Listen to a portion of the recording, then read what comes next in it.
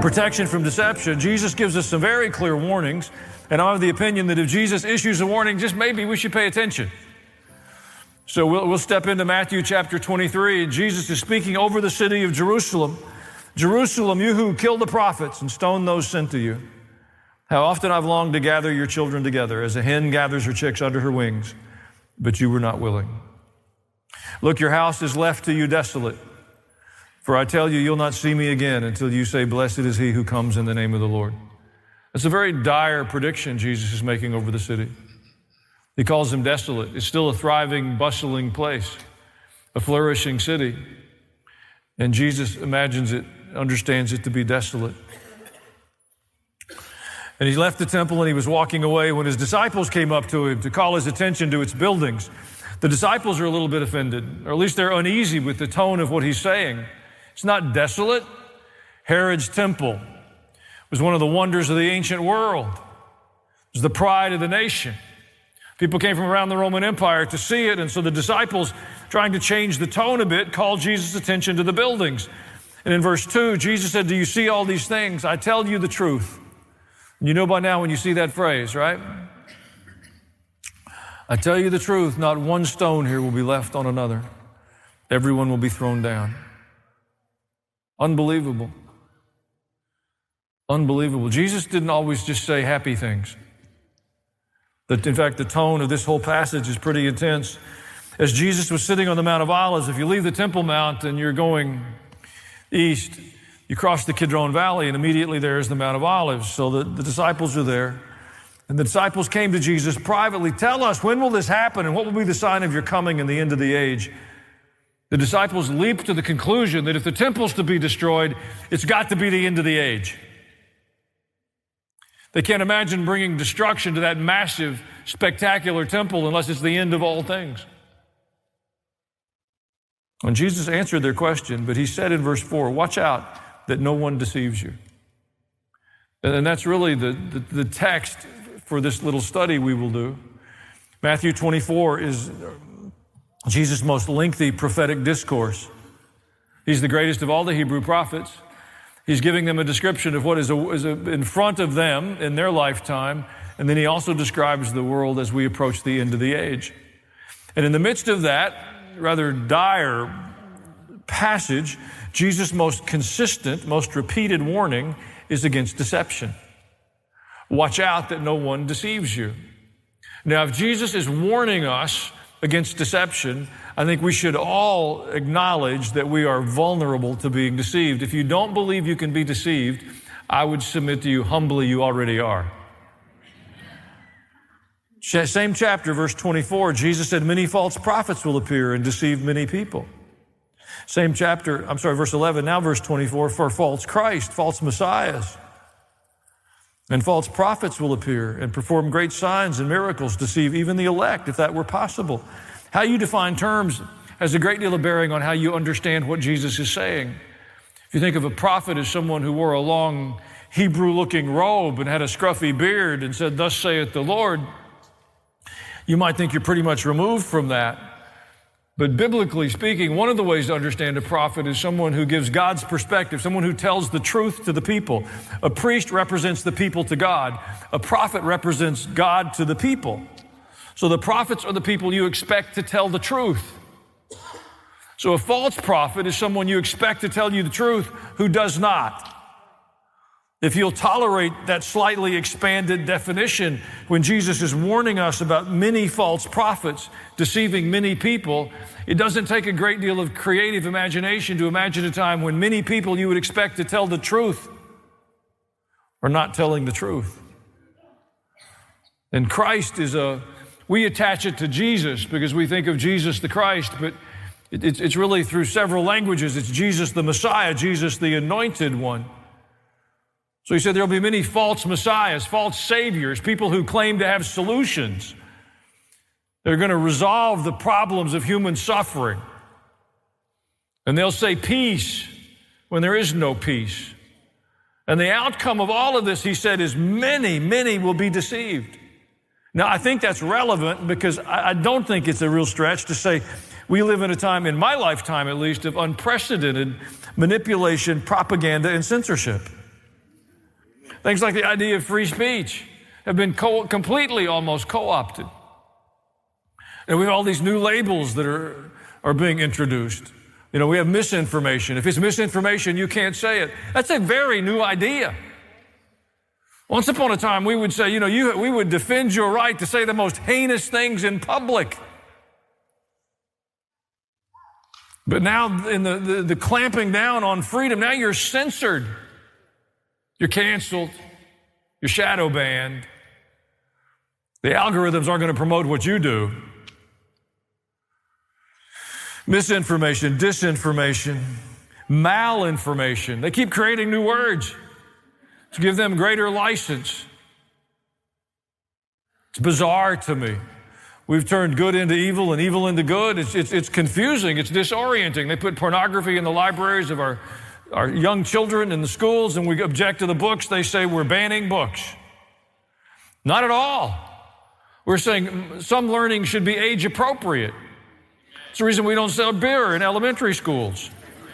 Well, it's among the many reasons.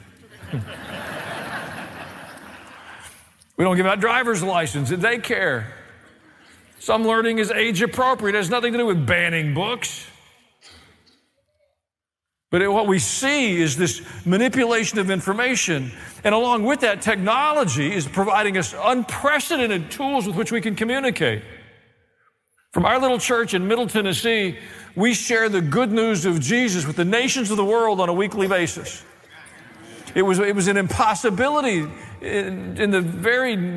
just a few years ago.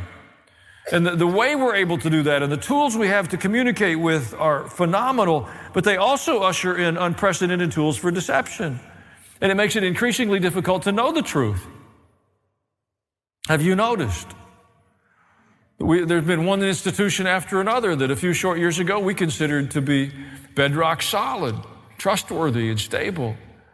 And now they seem far less so. And tragically, that includes in many instances even the church.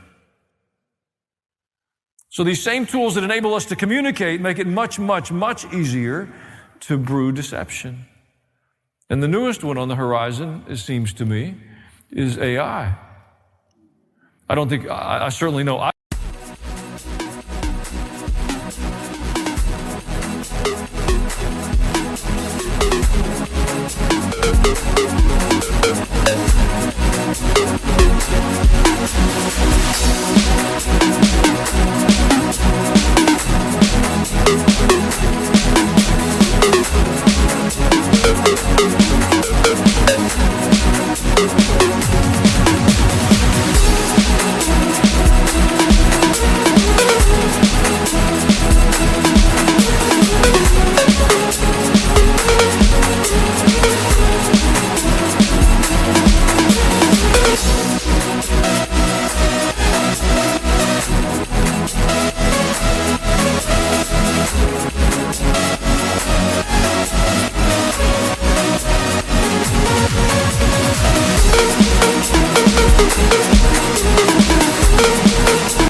understand yet the full potential of that.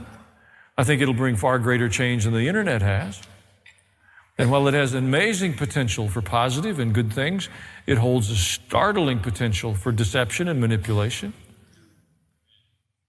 Again, not to be frightened, Jesus told us it would happen. So he gave us a warning. He said, watch out. Watch out that no one deceives you.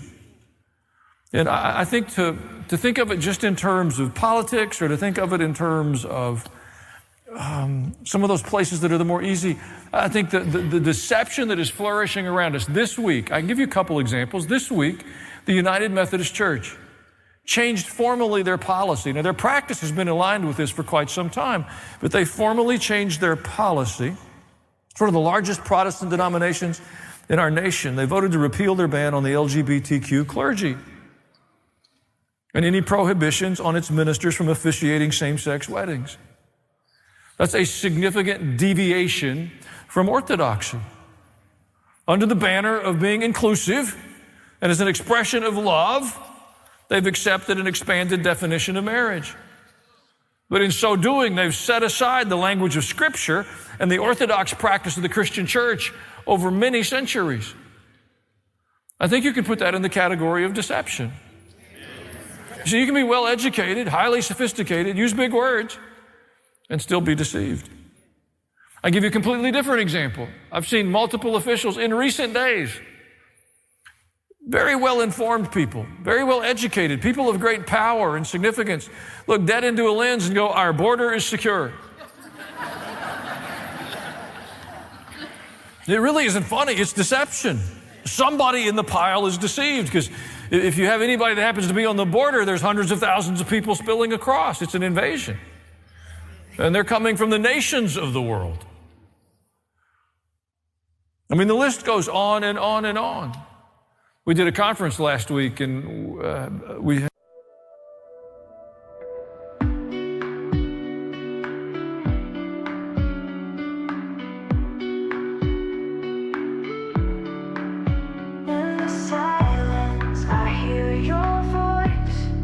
whispers in the dark, a haunting choice to surrender, to let go, and let our love take control.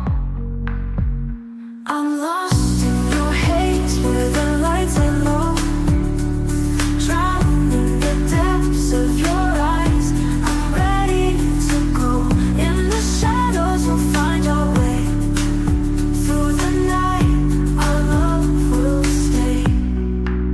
Your touch, a spark that sets me free, a melody that echoes wild and carelessly.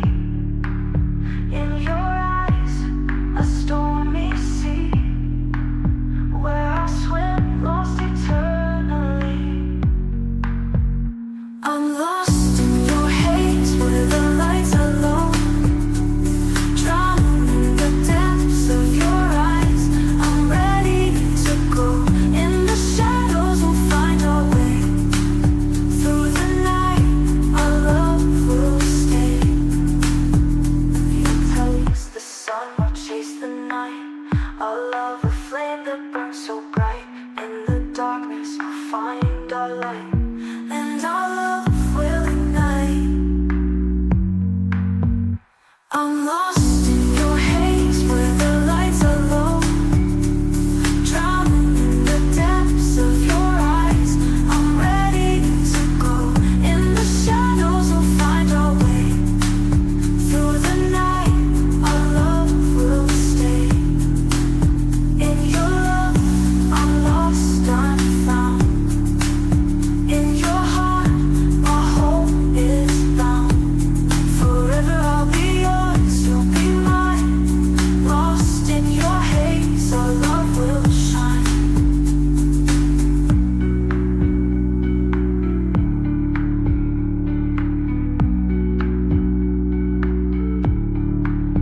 In your love, I'm lost, I'm found. In your heart, my home is bound. Forever I'll be yours, you'll be mine. Lost in your haze, our love will shine. heard 2 or 3 presentations on abortion. And one of the things we hear quite frequently is that abortion is protection for those who are pregnant from rape or incest, or to protect the life of a mother. That's why abortion exists. And they say it with such intensity and such ferocity and such frequency. You think, well, that has to be true. That reflects less than 2% of the abortions that are deception. It is flourishing, or it's not something that's coming. We've separated ourselves from the truth. The truth is inconvenient. It's awkward. It has to be grappled with. Thank you for watching this video. If you enjoyed it, subscribe to the channel. You know the drill. Hit the bell for notifications. If you want to, leave a comment.